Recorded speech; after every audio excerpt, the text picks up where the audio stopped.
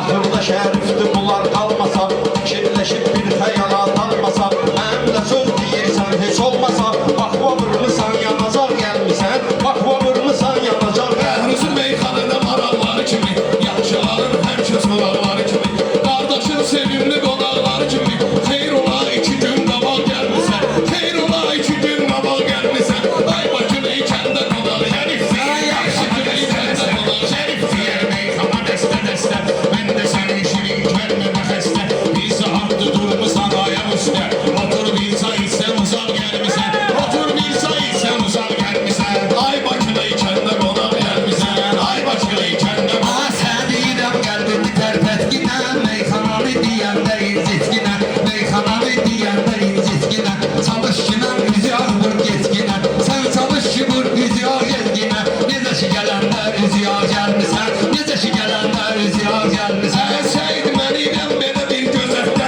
Bəhruz olubdur belə məsləhətdə, Bəhruz bir dənə akuladır sənətdə, Bəhruz bir dənə akuladır sənətdə, çampadoluk üstün sabah gəlmisən, çampadoluk üstün sabah gəlmisən, ay Bakılı ikəndə qonaqlarıysan, Ay yola gedəndə başıma quzurmuşam mən, dünyada görüb götürmüşəm mən, öz yerimi qonağıma vermişəm mən, aşağı-aşağı 3-4 dənə dal gəlmisən, aşağı-aşağı 3-4 dənə dal gəlmisən, ay Bakılı ikəndə qonaq gəlmisən, ay Bakılı ikəndə qonaq gəlmisən. Qabağa gedim kimlərimin dadıyla, Natik dolar deyir sözün dadıyla, Başya gedmisən in üstü tadıyla, Gələnmə qarnında uşaq gəlmisən.